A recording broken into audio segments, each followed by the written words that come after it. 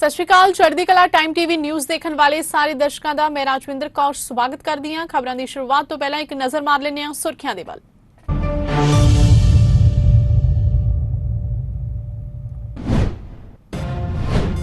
किसानों लिए राहत की खबर। सरकार ने फास्फेट ते पोटाश आधारित खादां ते सबसिडी वधाई। केंद्रीय मंत्री अनुराग ठाकुर ने दी जानकारी। कांग्रेस के आगू राहुल गांधी के निशाने ते मोदी सरकार हेट इन इंडिया ते मेक इन इंडिया नाल नहीं चल सकती।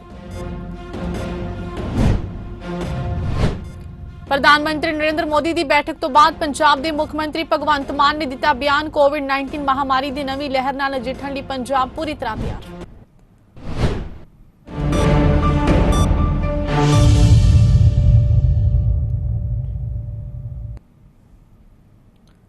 ਅਤੇ ਹੁਣ ਖਬਰਾਂ ਵਿਸਥਾਰ ਦੇ ਨਾਲ।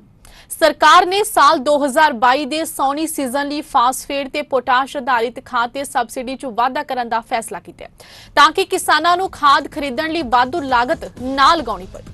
प्रधानमंत्री नरेंद्र मोदी की प्रधानगी च हुई केंद्रीय मंत्रिमंडल की बैठक च फैसला लिया गया। सूचना प्रसारण खेड ते नौजवान मामलों के मंत्री अनुराग सिंह ठाकुर ने मंत्रिमंडल के फैसलों की जानकारी देंदे हुए पत्रकारों को कहा कि दुनिया भर च कच्चे माल दी कीमतां ते करीब 80% तक वाधे नाल खाद की सप्लाई लड़ी च विघन पिया। कीमत वधन कारण किसानां ते कोई माड़ा प्रभाव ना पवे, इसे नूं देखते हुए सरकार ने सबसिडी इस तरह वधाई है जिस नाल उन्हां नूं वाधू कीमत ना देनी पवे ते पुरानी कीमत ते ही खाद मिल सके। ठाकुर ने कहा कि 1 अप्रैल तो 30 सितंबर तक सौनी सीजन च सरकार ने पिछले साल के 29,426 करोड़ रुपए की तुलना च 60,939.23 करोड़ रुपए की सबसिडी जारी करने का फैसला किया। साल 2021-22 च पूरे साल लिए 57,150 करोड़ रुपए सबसिडी ली दिते सन। उन्होंने कहा कि DAP खाद लिए साल 2020-21 च एक बोरी ते 512 रुपए ते मौजूदा समय च 1650 रुपए की सबसिडी मिलती है ते हुण 2501 रुपए कर दी गई।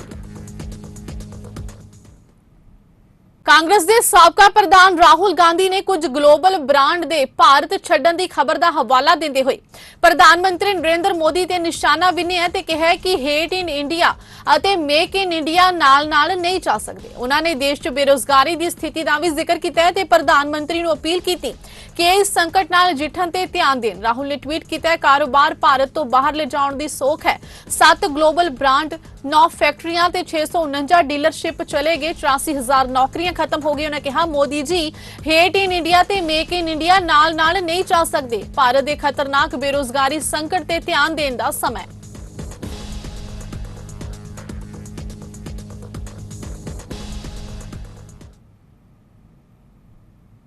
कांग्रेस ने चुनावी रणनीतिकार प्रशांत किशोर दे पार्टी च शामिल होने तो इनकार करने तो बाद भविख विच उन्हां दी बतौर सलाहकार सेवा लैण नाल जुड़े सवाल दा बहुत ही वधिया जवाब दिता है। कांग्रेस पार्टी वालों कहा गया है कि वह एक जीवित संगठन है ते सुझाव लई उसदे खिड़की ते दरवाजे खुले रहंदे ने। पार्टी बुलारे पवन खेड़ा ने यह भी कहा है कि किशोर ने कांग्रेस च शामिल होने तो क्यों मना किया, इसका कारण वह खुद दस सकते सन।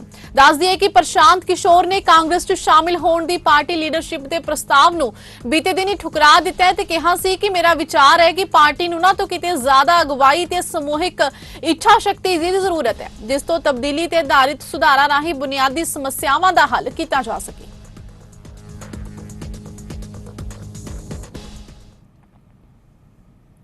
कोविड-19 की नवी लहर के बढ़ रहे खतरे के मद्देनजर पंजाब के मुख्यमंत्री भगवंत मान ने कहा कि कोविड महामारी के वाधे मामलों नाल नजिठण लई सूबा पूरी तरह तैयार है। कोविड-19 के केसां विच वाधे नूं वेखदिआं प्रधानमंत्री नरेंद्र मोदी वालों बुलाई गई मुख्यमंत्रियों की वर्चुअल मीटिंग च शिरकत करदे भगवंत मान ने स्पष्ट तौर पर कहा कि पंजाब ने कोविड महामारी की नवी लहर नाल नजिठण लई कारगर प्रणाली विकसित की। उन्होंने कहा कि पंजाब कोल पहला ही कोविड मामलों के वाधे नाल नजिठण लई लोड़ींदे सारे साधन उपलब्ध ने ते पंजाब विच स्थिति काबू हेठ है ते लोकां दीआं कीमती जानां दी राखी लई हर संभव कदम चुके जाणगे। मुख्यमंत्री ने भी कहा है कि कौमी पद्धर उत्ते 87% के मुकाबले सूबे की 97% आबादी नूं कोविड टीकाकरण की पहली खुराक ते 76% लोकां नूं दूजी खुराक दी जा चुकी है ते महामारी का सामना करने लई 5.11 लाख लोकां नूं बूस्टर डोज भी दी जा चुकी है। उन्होंने कहा है कि कोविड के रोजाना औसतन 25 केस आ रहे हैं। प्रधानमंत्री नरेंद्र मोदी की बैठक तो बाद पंजाब के मुख्यमंत्री भगवंत मान वालों ट्वीट किया गया।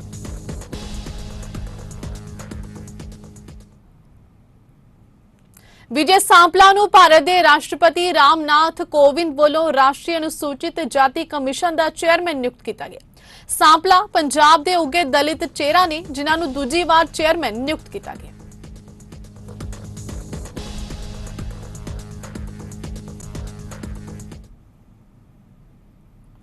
ਨਾਭਾ ਵਿਖੇ ਪਹੁੰਚੇ ਕਾਂਗਰਸ ਪਾਰਟੀ ਦੇ ਸਾਬਕਾ ਪ੍ਰਧਾਨ ਨਵਜੋਤ ਸਿੰਘ ਸਿੱਧੂ ਨੇ ਪੰਜਾਬ ਦੇ ਸਾਬਕਾ ਕੈਬਨਿਟ ਮੰਤਰੀ ਸਾਧੂ ਸਿੰਘ ਧਰਮਸੋਤ ਦੀ ਰਿਹਾਇਸ਼ ਤੇ ਪਹੁੰਚ ਕੇ ਪ੍ਰੈਸ ਕਾਨਫਰੰਸ ਕੀਤੀ, ਜਿਸ ਦੌਰਾਨ ਉਹਨਾਂ ਪੰਜਾਬ ਦੇ ਮੁੱਖ ਮੰਤਰੀ ਭਗਵੰਤ ਮਾਨ ਤੇ ਸ਼ਬਦੀ ਵਾਰ ਕੀਤੇ। ਨਵਜੋਤ ਸਿੰਘ ਸਿੱਧੂ ਨੇ ਆਪਣੇ ਅੰਦਾਜ਼ ਵਿੱਚ ਕਿਹਾ ਕਿ ਭਗਵੰਤ ਮਾਨ ਨੇ ਕੇਵਲ ਐਲਾਨ ਕੀਤੇ ਨੇ, ਲਾਗੂ ਕੋਈ ਵੀ ਨਹੀਂ ਕੀਤਾ।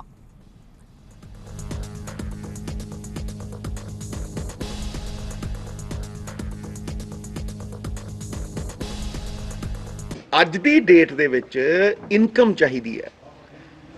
ਲਾਅ ਐਂਡ ਆਰਡਰ ਨੂੰ ਛੱਡ ਕੇ ਸਾਰੀਆਂ ਸਮੱਸਿਆਵਾਂ ਦਾ ਹੱਲ ਪੰਜਾਬ ਦਾ ਇਨਕਮ ਹੈ। ਅਗਰ ਇਨਕਮ ਹੋਵੇ 600 ਯੂਨਿਟ ਦੇ ਸਕਦੇ ਹੋ।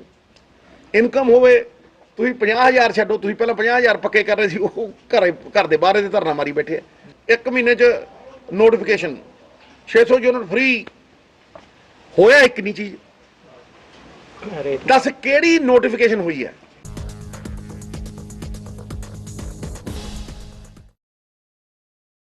ਦਿੱਲੀ ਸਿੱਖ ਗੁਰਦੁਆਰਾ ਪ੍ਰਬੰਧਕ ਕਮੇਟੀ ਵੱਲੋਂ ਫਰਵਰੀ 2024 ਵਿੱਚ ਮਾਤਾ ਗੁਜਰ ਕੌਰ ਜੀ ਦਾ 400 ਸਾਲਾ ਜਨਮ ਦਿਹਾੜਾ ਬਹੁਤ ਵੱਡੀ ਪੱਧਰ ਤੇ ਮਨਾਇਆ ਜਾਵੇਗਾ ਤੇ ਇਹਨਾਂ ਪ੍ਰੋਗਰਾਮਾਂ ਦੀ ਵਿਉਂਤਬੰਦੀ ਲਈ ਤਾਲਮੇਲ ਕਮੇਟੀ ਦਾ ਗਠਨ ਜਲਦ ਹੀ ਕੀਤਾ ਜਾਵੇਗਾ। ਇਹ ਪ੍ਰਗਟਾਵਾ ਕਮੇਟੀ ਦੇ ਪ੍ਰਧਾਨ ਸਰਦਾਰ ਹਰਮੀਤ ਸਿੰਘ ਕਾਲਕਾ ਤੇ ਜਨਰਲ ਸਕੱਤਰ ਜਗਦੀਪ ਸਿੰਘ ਕਾਲੋ ਨੇ ਕੀਤਾ। ਗੁਰਦੁਆਰਾ ਰਕਾਬਗੰਜ ਸਾਹਿਬ ਵਿੱਚ ਇਸਤਰੀ ਅਕਾਲੀ ਦਲ ਵੱਲੋਂ ਕਰਵਾਏ ਗਏ ਮਾਤਾ ਗੁਜਰ ਕੌਰ ਨੂੰ ਸਮਰਪਿਤ ਸਮਾਗਮ ਵਿੱਚ ਕਾਲਕਾ ਤੇ ਕਾਲੋ ਨੇ ਕਿਹਾ ਕਿ ਜੋ ਤਾਲਮੇਲ ਕਮੇਟੀ ਮਾਤਾ ਗੁਜਰ ਕੌਰ ਜੀ ਦੇ 400 ਸਾਲਾ ਜਨਮ ਦਿਵਸ ਦੇ ਸਬੰਧ ਵਿੱਚ ਗਠਿਤ ਕੀਤੀ ਜਾਣੀ ਹੈ, ਉਸ ਵਿੱਚ ਸੰਗਤਾਂ ਤੈਅ ਕਰਨਗੀਆਂ ਕਿ ਪ੍ਰੋਗਰਾਮ ਕਿਵੇਂ ਆਯੋਜਿਤ ਕੀਤੇ ਜਾਣ। ਉਹਨਾਂ ਕਿਹਾ ਕਿ ਸਾਡਾ ਮਕਸਦ ਇਹ ਹੈ ਕਿ ਮਾਤਾ ਗੁਜਰ ਕੌਰ ਜੀ ਤੇ ਸਾਹਿਬਜ਼ਾਦਿਆਂ ਦੇ ਇਤਿਹਾਸ ਤੇ ਗੁਰੂ ਗੋਬਿੰਦ ਸਿੰਘ ਸਾਹਿਬ ਜੀ ਦੇ ਇਤਿਹਾਸ ਨੂੰ ਘਰ ਘਰ ਪਹੁੰਚਾਇਆ ਜਾਵੇ, ਜਿਸ ਲਈ ਅਸੀਂ ਸੰਗਤ ਦਾ ਸਹਿਯੋਗ ਚਾਹੁੰਦੇ ਹਾਂ। ਉਹਨਾਂ ਕਿਹਾ ਕਿ ਜੋ ਅਕਾਲੀ ਦਲ ਦਿੱਲੀ ਸਟੇਟ ਗਠਿਤ ਕੀਤਾ ਗਿਆ ਉਹ ਨਿਰੋਲ ਧਾਰਮਿਕ ਪਾਰਟੀ ਹੈ, ਜਿਸ ਦਾ ਸਿਆਸਤ ਨਾਲ ਕੋਈ ਲੈਣਾ ਦੇਣਾ ਨਹੀਂ ਹੈ। ਬਹੁਤ ਵੱਡੇ ਪੱਧਰ ਦੇ ਉੱਤੇ ਦਿੱਲੀ ਸਿੱਖ ਗੁਰਦੁਆਰਾ ਪ੍ਰਬੰਧਕ ਕਮੇਟੀ ਧਰਮ ਪ੍ਰਚਾਰ ਦਾ ਕੰਮ ਕਰ ਰਹੀ ਹੈ।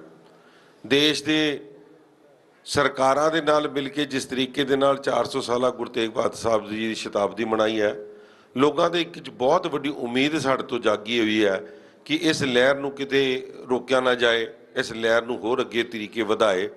ਔਰ ਸਮੁੱਚੀ ਕਮੇਟੀ ਨੇ ਫੈਸਲਾ ਲਿਆ ਕਿ ਅਸੀਂ ਆਉਣ ਵਾਲੇ 2 ਸਾਲਾਂ ਬਾਅਦ 1.5 ਸਾਲ ਹੀ ਰਹਿ ਗਿਆ, ਮਾਤਾ ਗੁਜਰ ਕੌਰ ਜੀ ਦਾ 2024 ਦੀ ਫਰਵਰੀ ਦੇ ਵਿੱਚ ਜਿਹੜੀ ਸ਼ਤਾਬਦੀ ਆ ਰਹੀ ਹੈ ਉਹਨੂੰ ਘਰ ਘਰ ਤੱਕ ਪਹੁੰਚਾਉਣ ਦਾ ਕੰਮ ਕਰੀਏ। ਔਰ ਇਹ ਪ੍ਰੋਗਰਾਮ ਤੁਸੀਂ ਆਪ ਉਲੀਕਣਾ ਔਰ ਅਸੀਂ ਜ਼ਿੰਮੇਵਾਰੀ ਲਵਾਂਗੇ। ਸਾਡੀਆਂ ਜਿਹੜੀਆਂ ਬੀਬੀਆਂ ਜਿਨ੍ਹਾਂ ਨੇ ਅੱਜ ਦੇ ਇਸ ਇਕੱਠ ਨੂੰ ਕਰਨ ਦੇ ਵਿੱਚ ਬਹੁਤ ਵੱਡਾ ਸਹਿਯੋਗ ਪਾਇਆ, ਉਹਨਾਂ ਦੀ ਜ਼ਿੰਮੇਵਾਰੀ ਲਾ ਕੇ ਤੁਹਾਡੇ ਨਾਲ ਇੱਕ ਕੋਆਰਡੀਨੇਸ਼ਨ ਟੀਮ ਬਣਾਈ ਜਾਏ ਔਰ ਇਸ ਨੂੰ ਘਰ ਘਰ ਤੱਕ ਪਹੁੰਚਾਇਆ ਜਾਏ। ਮਾਤਾ ਗੁਜਰ ਕੌਰ ਜੀ ਦੇ ਇਤਿਹਾਸ ਬਾਰੇ, ਸਾਹਿਬਜ਼ਾਦਿਆਂ ਦੇ ਇਤਿਹਾਸ ਬਾਰੇ, ਗੁਰੂ ਗੋਬਿੰਦ ਸਿੰਘ ਜੀ ਦੀ ਸ਼ਹਾਦਤ ਬਾਰੇ, ਗੁਰੂ ਤੇਗ ਬਹਾਦਰ ਸਾਹਿਬ ਜੀ ਦੀ ਸ਼ਹਾਦਤ ਬਾਰੇ।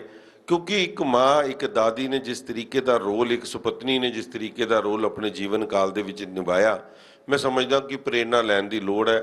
ਔਰ ਇਹਦੇ ਵਿੱਚ ਅਸੀਂ ਤੁਹਾਡੇ ਸਾਰਿਆਂ ਦਾ ਸਹਿਯੋਗ ਚਾਹੁੰਦੇ ਹਾਂ ਕਿ ਘਰ ਘਰ ਤੱਕ ਇਹ ਗੱਲ ਨੂੰ ਸੁਨੇਹਾ ਪਹੁੰਚਾਇਆ ਜਾਏ। ਅੱਜ ਅਸੀਂ ਮਾਤਾ ਗੁਜਰ ਕੌਰ ਜੀ ਦੇ ਸਮਾਗਮਾਂ ਦੇ ਸੰਬੰਧੀ ਜੁੜ ਬੈਠੇ ਹਾਂ। ਬਹੁਤ ਹੀ ਥੋੜ੍ਹੇ ਜਿਹੇ ਸ਼ਾਰਟ ਨੋਟਿਸ ਦੇ ਉੱਤੇ ਅੱਜ ਤੁਹਾਡਾ ਇੰਨਾ ਵੱਡਾ ਹੁਲਾਰਾ, ਇੰਨਾ ਵੱਡਾ ਸਹਿਯੋਗ, ਇਹ ਵਾਕਿਆ ਹੀ ਕਾਬਲੇ ਤਾਰੀਫ ਹੈ। ਜੇ ਆਪਾਂ ਗੱਲ ਕਰੀਏ ਜਦੋਂ ਮਾਤਾ ਗੁਜਰ ਕੌਰ ਜੀ ਦੀ ਗੱਲ ਆਉਂਦੀ ਆ ਤੇ ਇਹ ਇਤਿਹਾਸ ਦੇ ਐਸੇ ਪੰਨੇ ਆ ਕਿ ਜਦੋਂ ਇੱਕ ਐਸੇ ਮੋੜ ਦੇ ਉੱਤੇ ਸਿੱਖੀ ਖੜੀ ਸੀ, ਗੁਰੂ ਸਾਹਿਬ ਜੀ ਦੇ ਛੋਟੇ ਸਾਹਿਬਜ਼ਾਦੇ ਬਾਬਾ ਜ਼ੋਰਾਵਰ ਸਿੰਘ, ਬਾਬਾ ਫਤਿਹ ਸਿੰਘ, ਜਿਨ੍ਹਾਂ ਨੂੰ ਸੂਬੇ ਸਰਹੰਦ ਨੇ ਗ੍ਰਿਫਤਾਰ ਕਰ ਲਿਆ।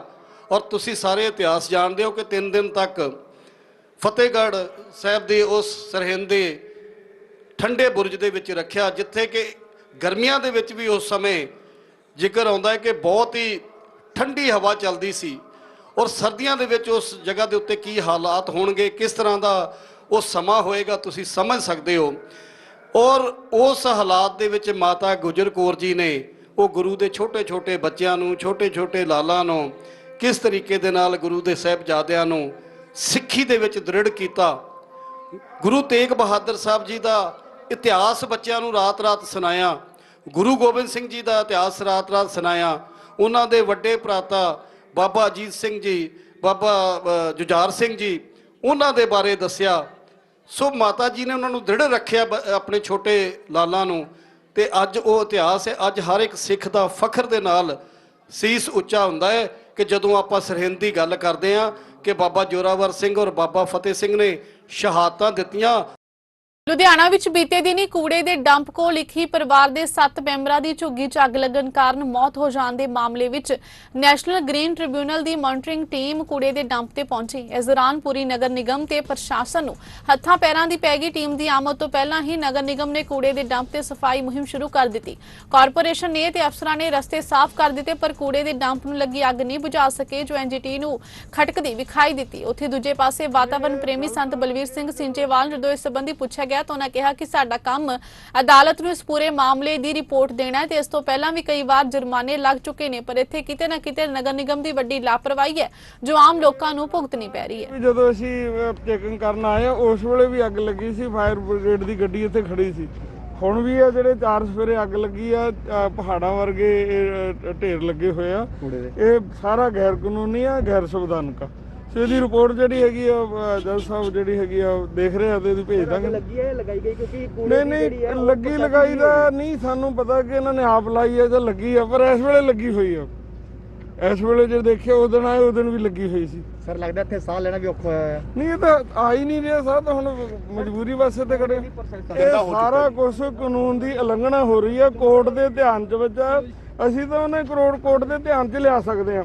ਜੋ ਫੈਸਲਾ ਕਰਨਾ ਜਾਂ ਇਹਦੇ ਉੱਤੇ ਕੀ ਕਰਨਾ ਉਹ ਕੋਰਟ ਨੇ ਕਰਨਾ। ਅਸੀਂ ਆਪਣਾ ਸਰ ਕਾਰਵਾਈ ਕੋਈ ਨਹੀਂ ਨਜ਼ਰ ਆ ਰਹੀ, ਸਿਰਫ ਇੱਕ ਕਾਰਵਾਈ ਆਪਾਂ ਗੱਲ ਕਰੀਏ ਹਵਾ 'ਚ ਗੱਲ ਹੋ ਰਹੀ ਹੈ। ਨਹੀਂ ਜੋ ਸਾਡੇ ਧਿਆਨ ਦੇ ਵਿੱਚ ਆ ਨਾ ਕਿ ਜਿਹੜੇ ਪਾਣੀ ਪੈ ਰਿਹਾ, ਇੱਕ ਥਾਂ ਤੋਂ ਜਿਹੜਾ ਪਾਣੀ ਡਿੱਗ ਰਿਹਾ ਉੱਥੇ 5 ਲੱਖ ਮਹੀਨੇ ਦਾ ਜਿਹੜਾ ਹੈਗਾ এনवायरमेंट ਕੰਪਨਸੇਸ਼ਨ ਪੈ ਰਿਹਾ। ਇਹਦੀ ਸਾਰੇ ਦੇ ਉੱਤੇ ਜੁਰਮਾਨੇ ਹੋ ਰਹੇ। 2.5 ਅਰਬ ਜੁਰਮਾਨਾ ਹੋ ਚੁੱਕਾ। ਇਹ ਪੰਜਾਬ ਸਰਕਾਰ ਨੂੰ 50 ਲੱਖ ਕਰੋੜ ਤੋਂ ਪਹਿਲਾਂ ਹੋਇਆ ਸੀ। 2.5 ਅਰਬ ਜਿਹੜਾ ਹੈਗਾ ਵਾ ਸਮਝ ਲਓ ਵੀ 2.5 ਕਰੋੜ 250 ਕਰੋੜ ਜੁਰਮਾਨਾ ਹੋ ਚੁੱਕਾ। ਹਾਂ ਨਹੀਂ ਵਸੂਲ ਉਹਦੇ 'ਚ ਨਹੀਂ ਹੋਇਆ। ਜਦੋਂ ਹੁਣ ਸਰਕਾਰ ਤੇ ਬਹੁਤ ਵੱਡੀ ਸੱਟ ਕਿ ਜੇ ਇਹੀ ਪੈਸਾ ਅਸੀਂ ਇਹਨਾਂ ਚੀਜ਼ਾਂ ਨੂੰ ਸਾਧਨ ਬਣਾਉਣ ਤੇ ਲਾਈਏ, ਸਾਨੂੰ ਜੁਰਮਾਨਾ ਕਿਉਂ ਭਰਨਾ ਪਵੇ। ਸਾਰੀ ਕਾਰਪੋਰੇਸ਼ਨ ਸਾਰੀ ਜਿਹਦੀ ਡਿਊਟੀ ਹੈ, ਚਾਹੇ ਇਹ ਸਾਰੀ ਕਾਰਪੋਰੇਸ਼ਨ ਜ਼ਿੰਮੇਵਾਰ ਹੈ। ਇਸ ਦੇ ਨਾਲ ਹੀ ਖਬਰਾਂ ਦਾ ਸਿਲਸਿਲਾ ਇੱਥੇ ਸਮਾਪਤ ਹੁੰਦਾ ਹੈ। ਨਵੀਆਂ ਤੇ ਤਾਜ਼ਾ ਖਬਰਾਂ ਦੇ ਨਾਲ ਫਿਰ ਹਾਜ਼ਰ ਹੋਵਾਂਗੇ। ਤਦ ਤੱਕ ਲਈ ਇਜਾਜ਼ਤ ਦਿਓ। ਧੰਨਵਾਦ।